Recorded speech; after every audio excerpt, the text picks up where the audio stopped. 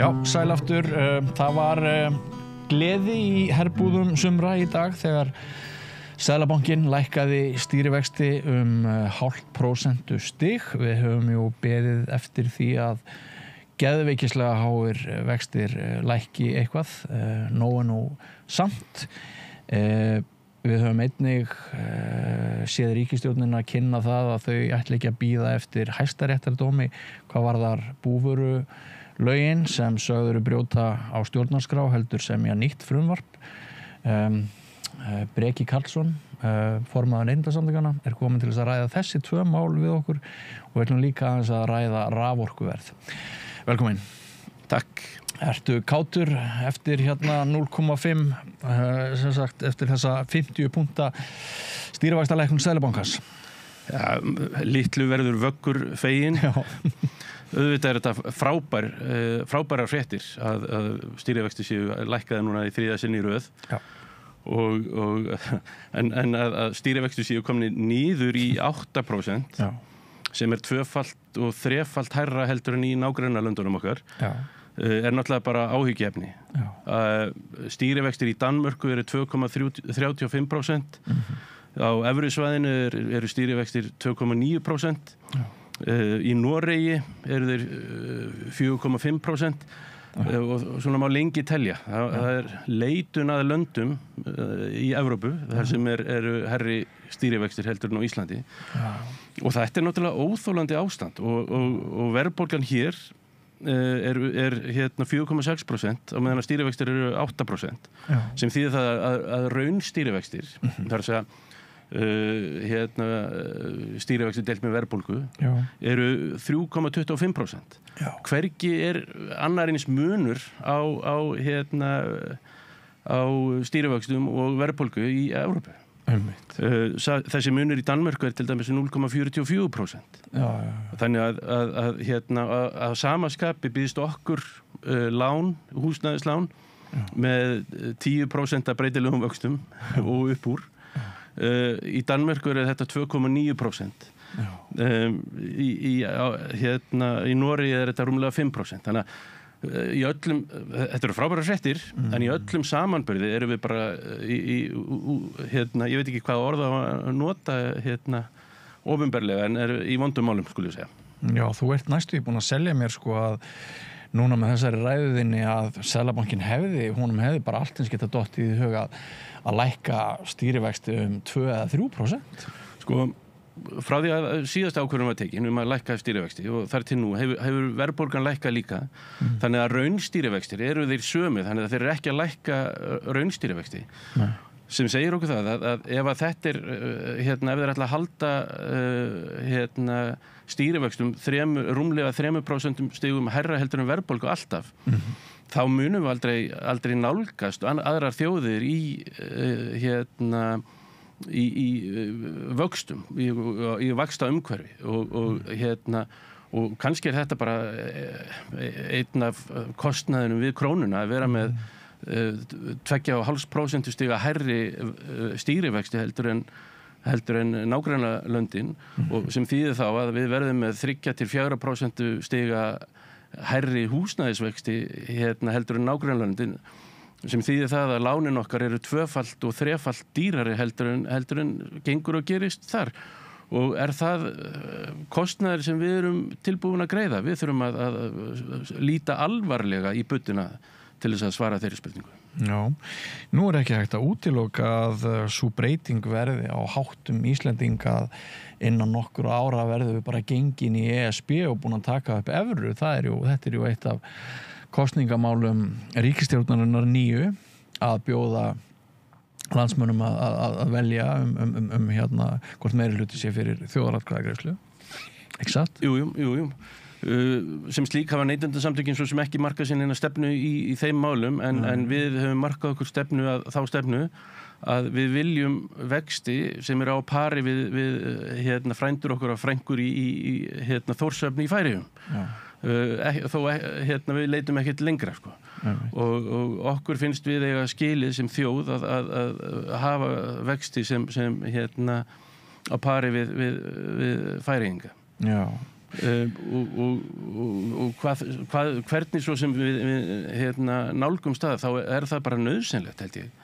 Að við getum ekki boðið okkur sjálfum og afkomendum okkar upp á það að greiða svona himinháa vexti alla tíð. Nei, mér leið náttúrulega vel eins og flestum öðru landsmönnum yfir að það þó einhver lækkun í morgun, en ég get alveg sett það bara hér á borðið að mér hefur ekki liðið vel með þá tilhugsun af því að ég á sjálfur 2 börn sem búa á heimilinu, 2 yngstu börnin mín. Mér hefur ekki liðið vel með þá tilhugsun að maður hefur eiginlega ekki séð nema mjög svona fjarlæga möguleika á því að bara unga kynslóðin okkar, hún í fyrsta lagi fái nokkurt húsnæði, fái nokkurt þak yfir höfuð, það verði ekki boði, og í öðru lagi ef það verði í boði þá verði vaxtakostnaður svo brjálæðislegur og amstrið við þetta verði bara svo þungt að maður sér alveg fyrir sér að tilboð frá öðrum löndum geti sogað okkar mesta mannauð hér frá Íslandi. Já. Og ég á sjálfur frændfólk sem hefur bara tekið þessa ákvörðun, var í námi í Danmörku og eiga vona barni, leituðu fanga hér í Reykjavík eftir að fá húsnæði og þeim bara, það bara kom ekki svo síðan, leituðu og leituðu fjármagns líka og það bara kom á daginn að þau hafði engan áhuga á því og það bara vegna þess. Segjum sem svo að þú kaupir mjög ódýra íbúð, 60 milljónir í Reykjavík, þá var það tiltölulega ódýr íbúð. Nánast bílskur. Segjum sem svo að þú eigir 10 milljónir og þau eru að taka 50 milljónir að láni. Í umhverfinu í dag ertu að borga 5 milljónir bara í vexti af láninu og þá áttu eftir að borga lánið niður. Og þetta náttúrulega alveg gengdarlaust og galið og engum bjóðandi í raun og vera. Þannig að við verðum að róa að því öllum árum hvernig svo sem við gerum það að lækka þessa vexti okkur sjálfum og afkomendum okkar til handa. Eitt helsta hagsmunamál heimilanna. Stærsta málið. Hvað varðar budduna? Já, einmitt.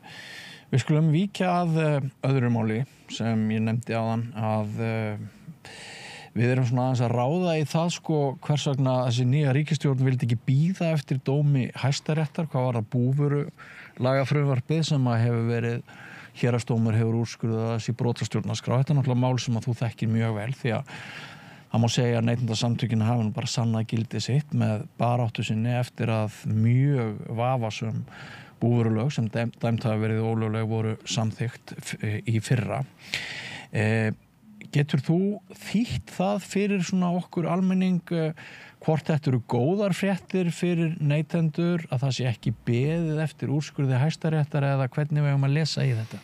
Auðvitað góða fréttir að undið sér ofan að þessari vitleysu að það sé bara kveðið skýrt á það að þetta voru mistök á hendi Alþingis að samþykkja þetta á sínum tíma. Bæði brot á stjórnarskrá, það er að segja að þetta fekk ekki fulla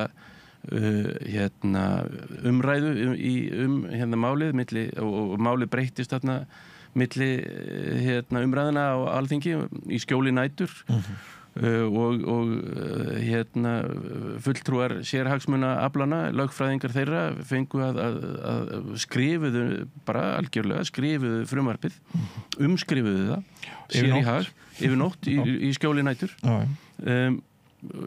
Ekki nóg með það, heldur þarna líka verið að taka úr sambandi samkeppnislög sem svona grundvöllur okkar þjóðfélags og meira að segja var það þannig að því við vorum að tala um vexti núna rétt áðan að fulltrúi eins félagsins sem þetta varðar Kjarnafæði Norrlenska, framkvæmdastjóri þess sagði að fyrirtækið væri nú vel rekið og kæmist vel af og góður grunnur í því. Eina sem væri þeim til vandræða væri fjármagnskostnaður. Og það náttúrulega fjármagnskostnaður nú að sliga aðra, ekki síður heldur en afurðastöðvar.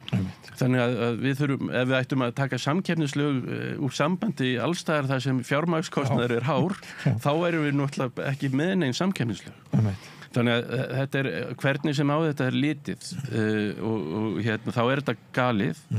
Auðvitað þarf að aðstoða bændur, auðvitað þarf að, og eins og í Noregi, þá bændum heimilt, afurðastöðum í eigu bænda, heimilt að eiga með sér ákveðið samstarf, en þó ekki framhjá samkeppnislögum. Það líka þessi hræstni að afurðastöðurnar eru líka í stórfelldum innflutningi á kjöti. Þess fyrir utan, það náttúrulega líka það, og ekkert skilið á milli í þessum lögum að afurðastöðvarnar mættu þess vegna vera í samstarfi innflutning, tilboð í tollakvóta, þannig að það voru engin mörk. Þannig að þetta var frumvarp bara allt með sér að vera illa samið, einungis til þess að ýta undir sérhagsmunina og ekki samið með almannahagsmuni að leiðarljósi. Nú hefur það svolítið verið saga Íslands og bara punktur og við höfum bara þurft að kyngja því. En er eitthvað merkilegt að gerast núna? Að réttar umbætur almennings, það hlustað og... Ég held að það náttúrulega voru stórar fréttir þegar félag atvinnurekenda, Neytendasamtökin og VFR, 3 stór samtök í mismunandi genum tókum höndum saman. Samstaða ólíkra aðila. Já, þetta var svona breiðfylking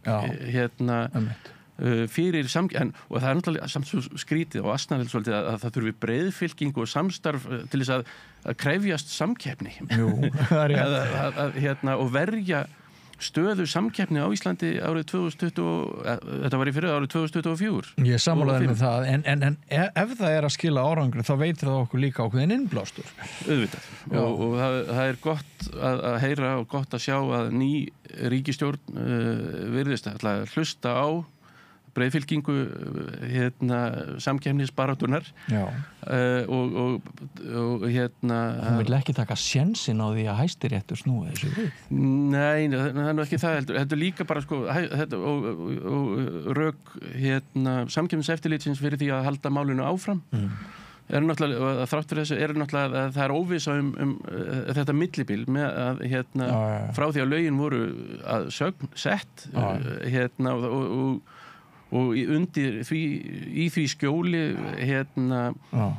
þá voru gerðar sameiningar sem eru og rauninni óafturkræfar af því að nú hefur Kaupfélag Skagfirðinga hefur séð allar bækur hjá norrlenska og það verður ekki aftur tekin. Nei, það sem hefur verið samin verður ekki slitið aftur í sundur. Það verður slitið aftur í sundur en það verður ekki hægt að afsjá það sem búið að sjá. Ertu vissum að það sé hægt að slita þetta aftur í sundur og það verði slitið aftur í sundur? Ég held að náttúrulega, það náttúrulega samkeppniseftirlitið hefur leyfi til þess að brjóta upp fyrirtæki. En eitthvað verður þetta vandræðalegt? Þetta verður vandræðalegt? Já, þetta er náttúrulega ólög og þeim ber að eyða með lögum en það þarf líka að vinda ofan af þessari vitleysu sem hefur átt sér stað að okkar mati. Já, þetta mál til marks þetta óbragð sem að maður hefur svo oft sem neytandi verið með í mununum. Það þessi fákeppni, það útdeiling gæða. Það hvernig við erum einhvern veginn föst í því að það ekki virksamkeppni heldur fá gæðingar tiltekin hlunnindi og yfirburðastöðu. Eitthvað sýnist þér svona fleira í verkum þingmálaskrá ríkisstjórnarinnar og hvernig svona þessar 3 stöllur hafa tjáð sig framtíðina? Eitthvað sem að gefur okkur vonir að það verði öflugri atlaga gegn fákeppni sem náskyld útilengarspillingu? Áður en ég svara þessari spurningu þá langar mig að benda á að það ekki skrítið að sérhagsmunirnir hafi mokað undir sig og hafa náð svona miklu valdi í þjóðfélaginu. Ég tók það saman daginn, bara að ganni mínu og samkvæmt Alþingi heldur úti skrá yfir hagsmunaaðila á netinu. Og af þeim á þeim lista eru 27 félagasamtök. 5 þeirra eru svona almannaheillasamtök í svona mjög þröngri aðalega til að gæta hagsmuna lítilla hópa sem að nota heilbrigðisþjónustuna, geðhjálp, þroskahjálp og svo framvegis. En 2 þeirra eru almannaheillafélög sem að gæta hagsmuna hinn sem breiða almennings. 20 eru sérhagsmuna félög sérhagsmunana. Þessi 20 félög borguðu 188 manns laun í fyrra. Samtals 2,2 milljarða. Þessi 2 almannaheillafélög, Neytendasamtökin og Hagsmunasamtök heimilanna, borguðu 7,5 starfsmanni inn af því 100 milljónir í laun í fyrra. Rúmlega 80 milljónum. Þannig að þarna sérðu hagsmunahallan sem í þjóðfélaginu. Og í rauninni þegar að stjórnvöld hlusta á sérhagsmunaöflin versus almannahagsmunaöflin, þá ættu þau að deila í með að minnstakosti 20 til þess að jafna stöðuna. Það við ramman reip að draga. Það við mjög ramman reip að draga. Við höfum ekki þetta afl sem sérhagsmunaöflin hafa, sem nota bene, þó að þau borga 2,2 milljarða í laun, þá veltan þeirra öllum líkindum nær 5 milljörðum. Og allt þetta náttúrulega kemur úr vasa neytenda, því að það eru fyrirtæki sem eru hlutar taka þátt í þessum félagasamtökum. Og ég ekki að segja, það ekkert óðurlegt við það að pulsíkjarðamenn bindist samtökum að búa til pulsur og svoleiðis. En það bara miklu erfiðara fyrir þá sem borða pulsur að mynda með sér samtök til þess að sporna við þessum valdi sem sérhagsmunaöflin hafa. Og þess vegna skiptir miklu máli að neytendur þarna úti gangi í og styðji almannaheillasamtökin, annarkvort neytendasamtökin og eða hagsmunasamtök heimilanna. En aftur að spurningunni. Ég sé þarna, ég bara leyfi mér að vera bjartsýnn. Og auðvitað horfum við líka til gjörða. Orð eru ódýr, en gjörðir eru það sem skiptir máli og við bara, ef þetta tekst hjá þeim að sigla í gegn þessum 100 málum á 100 dögum, þá nú alveg hellingur. Þarna eru mál eins og þetta með afurðastöðva frumvarpið. Þarna eru mál líka sem varða raforkulög og raforkuöryggi fyrir neytendur. Og við höfum lagt á það mikla áherslu að eins og það þak á arðsemi kalds og heits vatns, þá og á flutningi rafmagns, þá eigi að vera arðsemis þak á raforkusölu til heimila. Af því að eins og staðan núna, þá eru heimilin að keppa við fyrirtæki, jafnvel stórfyrirtæki, bæði afhendingu og verð á raforku. Og auðvitað eigum við að auðvitað getur einstakur neytandi eitt heimili ekki keppt við, segjum mjólkursamsöluna eða hvað þá Facebook eða þessa Bitcoin verksmiður sem eru að grafa eftir Bitcoin. Þannig Þannig að það þarf að búa til einhvern hlífiskjöld fyrir heimilin. Við höfum bent á þessa aðferð sem að setja arðsemisþak á köldu vatni arðsemisþak í 2%, það 5% á heitu vatni eða 7% á heitu vatni og 5% á flutningi rafmagns. Og eitthvað slíkt þarf að setja, sér í lagi að þeir neytendur, íslensk heimili, þau nota bara 4,7% af þeirri orku sem raforku sem framleidd á Íslandi. Þannig að þetta ekki stór hluti af orkunni og alveg hverfandi miðað við umfang og það mætti eiginlega kalla þetta bara nokkurs konar afgjald fyrir þá röskun sem virkjanir, hvort sem eru vatnsvirkjanir eða vindmyllur eða hvað sem bara afgjald fyrir þá röskun sem þessar virkjanir valda. Og þannig næðist einhvers konar þjóðarsátt þær virkjanir sem við kannski þurfum að fara í framhaldinu til þess að ná markmiðum okkar aukin iðnað eða loftslagsmarkmið. Þannig að það er svona okkar sýn og það merkilegt að norðmenn voru að tilkynna þetta í bara núna fast lágt verð. Megavattstundin, kílóvattstundin til heimila hefur í Noregi verið á svona rúmlega 2 krónur norskar og það 25-30 kall íslenskar það bil. Norska ríkisstjórnin lagði til núna að frá og með haustinu geti heimilin gert langtíma samninga fast lágt verð upp á 40 aura.